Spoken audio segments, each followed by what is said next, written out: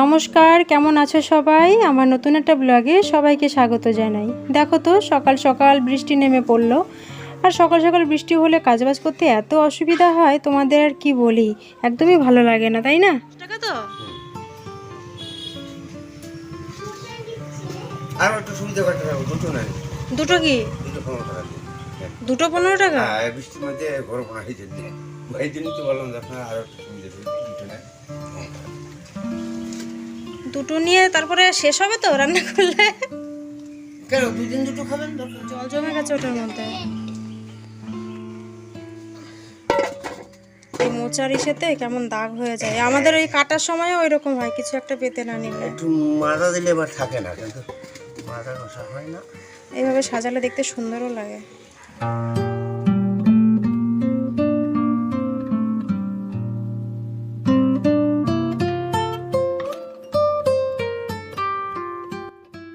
আজ বৃহস্পতিবার, ঘড়ির কাঁটা সকাল 9টা।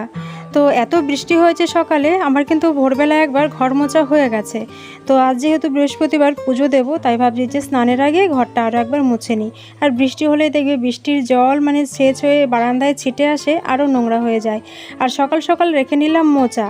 তো ওই কাকুটাই রাস্তা দিয়ে মাথায় ওই গামলাটায় করে মোচা নিয়ে যাচ্ছিল বাজারের দিকে। তো হঠাৎ চোখ গেল, এর আগেও একদিন রেখেছিলাম এই কাকুটার কাছ থেকে, মোচাটা বেশ ভালো ছিল খেতে। ওনার নাকি নিজেরই আর কি জমির কলা গাছ লাগিয়েছে, আর সেখান থেকেই উনি আর কি কেটে বাজারে বিক্রি করতে আসে।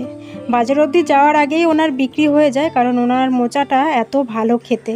তো একটা রাখতে নিয়েছিলাম 10 টাকা দিয়ে। তো উনি বললো, মা বৃষ্টি হচ্ছে আর বাজার পর্যন্ত যাবো না, যদি দুটো নাও তাহলে ভালো হয়। তো দুটো আমি বললাম তাহলে কত দেবো? উনি নিজে থেকেই বললো 15 টাকা। বললাম ঠিক আছে। আর মোচা খেতে আমারও খুব ভালো লাগে, যদিও কাটতে একটু সময় সাপেক্ষ, কিন্তু রান্না করার পর সত্যি আমরা সবাই খুব ভালোবাসি মোচা খেতে। তাই 15 টাকা দিয়ে মানে দুটো মোচা রেখে নিলাম। তারপর দেখো ঘরটা মুছে নিচ্ছি। ঘরটা মুছেও এদিকে বাসি, যদিও এখনও কাজকর্ম সেরকম খুব একটা হয়নি, কারণ বৃষ্টি হচ্ছিল। তো দুষ্টুর বাবা বেরিয়ে গেল, তারপরে আর কি দুষ্টুর সঙ্গে শুয়েছিলাম কিছুক্ষণ, কারণ বৃষ্টির মধ্যে কী বা কাজবাজ করব, কিছুই ভালো লাগছিল না। তারপর দেখো ঘরটা মুছে রান্নাঘরে এক বালতি জল নিয়ে আসলাম, যেহেতু ট্যাপে আজ সকালে জল ওঠেনি, মানে ট্যাঙ্কিতে জল ওঠেনি। তো রান্নাঘরের কাজবাজ তো করতে হবে, সেই কারণে আর কি এক বালতি জল কল থেকে নিয়ে আসলাম। তো চলো গ্যাসটা আগে মুছে নিই, কারণ সকালে একটু রুটি করেছিলাম আর তরকারি করেছিলাম, সেই কারণে গ্যাসটা মুছে নিই। আর রুটি করলে দেখবে গ্যাসটা একটু নোংরা বেশি হয় আমার কাছে, কি জানি কেন বললাম। তারপরেও একটা কথা না বললে না হয়, কারণ আমার রুটি বেলতে গেলে গুঁড়ো আটাটা বেশি লাগে। আর যখন মানে রুটিটা ভাজি, তখন আর কি সেই গুঁড়ো আটাটা ছিটে আর কি গ্যাসের চারপাশটা নোংরা হয়ে যায়। এটাই হয়, অনেকের হয় কি না জানি না, কিন্তু আমার এটা হয়, যেহেতু গুঁড়ো আটাটা আমার বেশি লাগে। তো সেই কারণে গ্যাসটা মুছে নিয়ে কিছু এঁঠো বাসন রয়েছে সেগুলো কলপারে রেখে আসলাম। এরপর আর কি এই পাশটা মুছে নেব।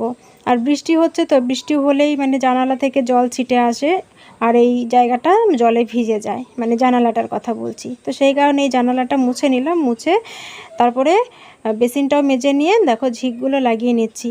তো চলো এরপর চলে যাব কলপাড়ে। আর দেখো এখন আবার জোরে বৃষ্টি নেমেছে, কিন্তু কতক্ষণই আর বৃষ্টির জন্য বসে থাকবো বলো, কাজবাজ না করে বৃষ্টির মধ্যেই আর কি। যেহেতু স্নান করব, অসুবিধাও খুব একটা হচ্ছে না, কিন্তু বৃষ্টিতে ভিজলে পরে আবার যদি জ্বর হয় সেটাও চিন্তা করছি। তো বেলা হয়ে যাচ্ছে, বসে না থেকে ভাবলাম ধুর মাথায় গামছাটা পেঁচিয়ে তারপরে আর কি কাজবাজগুলো করি। ছাতা নিয়ে করতে কি ভালো লাগে বলো, না ছাতা নিয়ে কাজ করা যায়? তো সেই কারণে গামছাটার মধ্যে আর কি মাথায় দিয়ে তারপরে এই বাসনগুলো মেজে নেব। আর ঘরে আজকে দেখো জল দিল না, ট্যাপে জল উঠলো না, এরকমই হয়।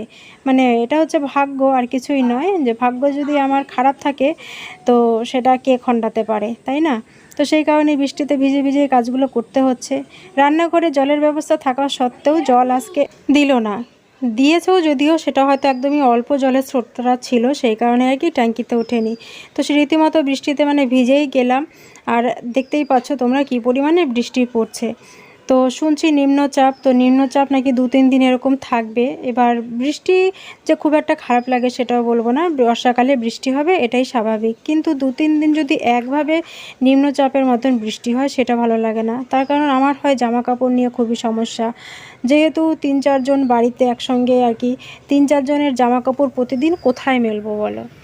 আর বর্ষাকালে ডাল ভাত খাই কি মাংস ভাত খাই সেটা বড় কথা নয়, আমার কাছে বেশি ভোগান্তি হয় আমার জামা কাপড় নিয়ে। জামা কাপড় শুকাতে চায় না, ফ্যানের হাওয়ায় রাত্রেবেলায় দড়িতে মেলে রাখতে হয়, সেই জামা কাপড় পরের দিন একদমই পরতে ইচ্ছা করে না, কেমন একটা ভেজা ভেজা গন্ধ থাকে। তো যাই হোক, কী আর করা যাবে, বর্ষাকাল হলে তো এটা আমার নয়, এরকম অনেকেই কি ভুগতে হয়। তারপর দেখো রান্নাঘরে চলে এলাম, ভাবি যে ভাতের জলটা বসিয়ে দিয়ে যাই, তার কারণ আজ বৃহস্পতিবার, পুজো দিতে অনেকটা সময় লাগবে। যদিও কিন্তু আমার সকালে জামা কাপড় ছাড়া, তোমরা আবার ভেবো না যে বাসি জামা কাপড়ে ভাত বসাতে এসেছি। তো ভেবেছিলাম আলু সেদ্ধ ভাত করব, তো আলুর ঝুড়িতে দেখি মাত্র ছোট ছোট দুটো আলু রয়েছে। তারপরে আবার গেলাম দৌড়াতে দৌড়াতে দোকানে, গিয়ে দেখো 1 কিলো আলু নিয়ে আসলাম, দুষ্টুর জন্য একটা কুরকুরির প্যাকেট আর একটা সার্ফের প্যাকেট, কারণ 2 দিন হয়ে গেল ঘরে সার্ফ নেই, শ্যাম্পু দিয়ে জামা কাপড় কাচা হচ্ছিল, তোমরা আমার ব্লগে দেখেছো। সার্ফের প্যাকেট নিয়ে আসলাম। আর যেহেতু মাসের প্রায় শেষের দিকে, মাস কভারে আনতে হয়তো এখনও 4-5 দিন লেগে যাবে, তো এইভাবেই চলতে হবে এই কটা দিন। তো আলুটা ধুয়ে নিলাম, কারণ আলুটার মধ্যে প্রচুর পরিমাণে নোংরা রয়েছে, তোমরা জানোই যে আলুতে কী পরিমাণে নোংরা থাকে। একবারে ধুয়ে রেখে দিলে বেশ সুবিধা। তো 1 কিলো আলু হয়তো খুব জোরে হলে 2 দিন থেকে 3 দিন খুব টেনে টুনে যায়, 2 দিন খুব ভালো যায়, 3 দিনের দিন খুব একটা যায় না। তো একটা আলুই ভাবছি 2 ভাগ করে সেদ্ধ দিয়ে দেবো, যেহেতু সকালে খাবো কিনা সেটাও এখনও বলতে পারছি না, কারণ পুজো দিতে সময় লাগবে অনেকটা।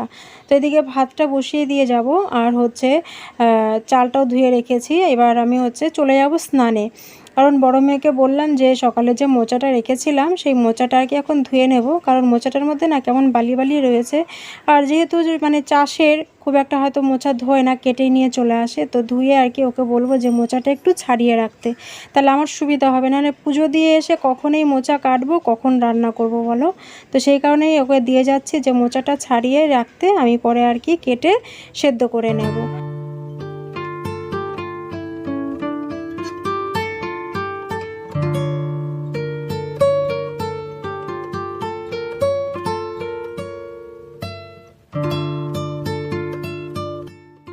ঘড়ির কাঁটা এখন প্রায় 11টা ছুঁই ছুঁই। তো স্নান করে এলাম, আজ যেহেতু বৃহস্পতিবার একটু শাড়ি পরলাম আর একটু আলতাও পরে নিচ্ছি, কারণ তোমরা জানোই বৃহস্পতিবারে আমি আলতা পরি। তো আলতা সবাইকেই বলবো পরার কথা, যারা আর কি স্বামীর মঙ্গল কামনা করো আর কি। তো সবাই স্বামীর মঙ্গল কামনা করে, সেটা শুধু আমি একা নই। তো সেই কারণেই বলবো বৃহস্পতিবার একটু আলতা পরার জন্য। তো যাই হোক, যার ভালো লাগবে সে পরবে। তো ওইদিকে দেখো আলতাটা পরা হয়ে গেল আমার, এখন যাব হচ্ছে ঠাকুরের বাসন মাজতে আর হচ্ছে ফুল তুলতে। তো চলো ভিডিওটা পুরোটা দেখতে থাকো, আশা করি তোমাদের এই পর্যন্ত যদি দেখে থাকো নিশ্চয়ই ভালো লেগেছে। তো অবশ্যই চেষ্টা করো পুরো ব্লগটা দেখার জন্য। আর যদি আমার আজকের এই ভিডিওটা কেউ প্রথম দেখছো, অবশ্যই একটা লাইক করো আর চ্যানেলটিকে সাবস্ক্রাইব করতে কিন্তু ভুলে যেও না। তো চলো, গাছে আজ অনেক ফুল, যেহেতু সাদা ফুল প্রচুর পরিমাণে ফুটেছে আর বৃষ্টি হয়েছে, তো ফুলগুলো যেন একদম ঝরঝরা হয়ে রয়েছে, মানে হাত ধোয়ার সঙ্গে সঙ্গে যেন মানে গাছ থেকে আর কি খুলে পড়ছে এমন অবস্থা। চলো ফুলগুলো আগে তুলে নিই।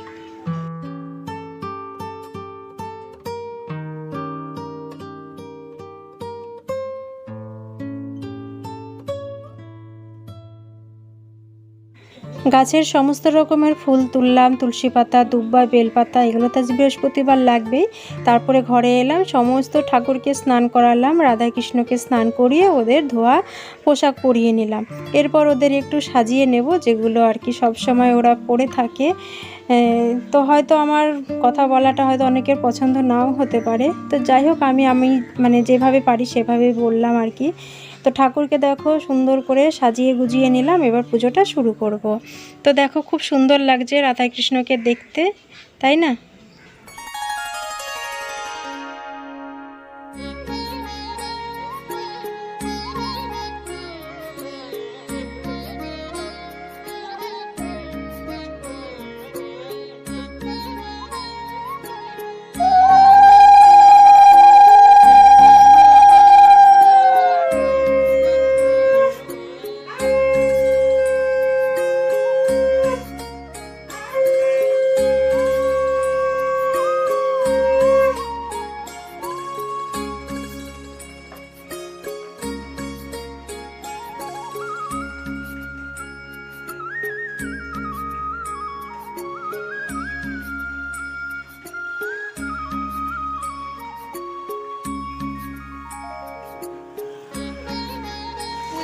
নদীতে মানে বসেছি, আর এমন জোরে বৃষ্টি নেমেছে, মানে তার মধ্যে কারেন্ট ছিল না কতক্ষণ। ভাগ্যিস মানে যখন ঘট বসাবো আর কি তখন কারেন্টটা এসছে, নাহলে পুরো অন্ধকারের মধ্যে ফোনের ফ্ল্যাশটা জ্বালিয়ে আর কি কোনোরকম কাজ করছিলাম। আর এত বৃষ্টি না ভালো লাগে না। তোমাদের একটু দেখাই আমাদের উঠোনের পরিস্থিতি। এই জল পাড়িয়ে পাড়িয়ে সমস্ত কাজ করলাম ঠাকুরের, মানে বাসন ধোয়া থেকে শুরু করে ফুলটা কোনো রকম তুলতে পেরেছি, আর বাসনটা কোনো রকম মেজে আর কি ঘরে ঢুকতে না ঢুকতেই আর কি এত জোর বৃষ্টি। আর সকালে তো বৃষ্টি হয়েছেই, এখন যে নেমেছে এটা মনে হয় না সহজে বন্ধ হবে। তোমাদের একটু উঠোনটা দেখাই, দেখো উঠোনের অবস্থা। এই জল পাড়িয়ে পাড়িয়ে বলো কত কাজ করা যায় সকাল থেকে। ওইদিকে তো আরো বেশি জল জমেছে উঠোনে।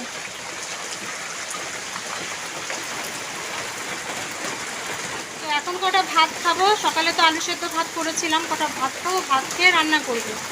আর এখন প্রায় 12:30 বাজে। তো একা হাতে সমস্ত কিছু করতে গেলে বুঝতেই পারো যে দেরি হয়ে যায়। মোচা তো করেছি, মানে মোচাটা বড় মেয়েকে দেখিয়ে দিলাম যে তুই এইভাবে মোচাটা ছাড়িয়ে রাখ, আমি পরে কুচিয়ে সেদ্ধ করে নেবো। আর করবো হচ্ছে লাউ দিয়ে ডাল। তো রান্নাবান্না জানি না কতদূর কি শেয়ার করতে পারবো, কারণ ব্লগ না অনেক বড় হয়ে যায়। পরে না আর অত বড় ব্লগ বাদ দিয়ে অনেকটা বাদ দিয়ে মানে টাইম লাগে জানো তো এডিট করার সময়। সে কারণেই ভাবছি বেশি বড় আর করবো না, ভাতটা খেয়ে নিই, খেয়ে তারপরে রান্নাটা বসাবো। পরে তোমাদের একবারে রান্নাটা করতে করতে তোমাদের সঙ্গে শেয়ার করছি। আলু সেদ্ধ দিয়ে কয়েকটা ভাত খেয়ে তারপরে রান্না করতে বসে মানে গেলাম আর কি। তোমাদের বললামই যে কী কী রান্না করব। তার মধ্যে আমার ছোটো মাসি আর ছোটো মেসো ওরা হচ্ছে ফুলিয়া যাবে হচ্ছে গঙ্গা স্নান করতে। তো আমাকে ফোন করেছিল যে যাওয়ার পথে একবার আমাদের সঙ্গে দেখা করে যাবে। আমি বললাম ঠিক আছে আসো, যেহেতু ওরা দুপুরবেলায় গঙ্গা স্নান করতে আর কি যাবে, একদম দুপুর টাইমে খাওয়া দাওয়ার টাইমে আসবে, তো তখন বলো তো কেমন লাগে না। তো যেহেতু ওরাও আজকে বৃহস্পতিবার নিরামিষ খাবে, যেহেতু গতকাল একাদশী গেছে, আজ দ্বাদশী নিরামিষ খায়। তো সেই জন্য একটু মুগ ডাল বসিয়েছি। প্রথমে মসুরি ডাল বসাতে চাচ্ছিলাম, পরে ভাবলাম যে না, যদি আসে যদি খায় তাহলে কি হবে তখন, তাই একটু মুগ ডাল বসালাম। আর মোচাটা কি বলো তো পুরোটা নিইনি, দুটো মোচার কিছুটা আবার রেখে দিয়েছি, কারণ আমার আবার একটু বড়া খেতে ভালো লাগে মোচার। তো এদিকে দেখো ভাতটা আমার হয়ে গেছে, আর ওরা চলেও আসবে, প্রায় কাছাকাছি চলে এসেছে। তো সেই কারণে না আর পুরো ব্লগটা শেষ করতে পারিনি।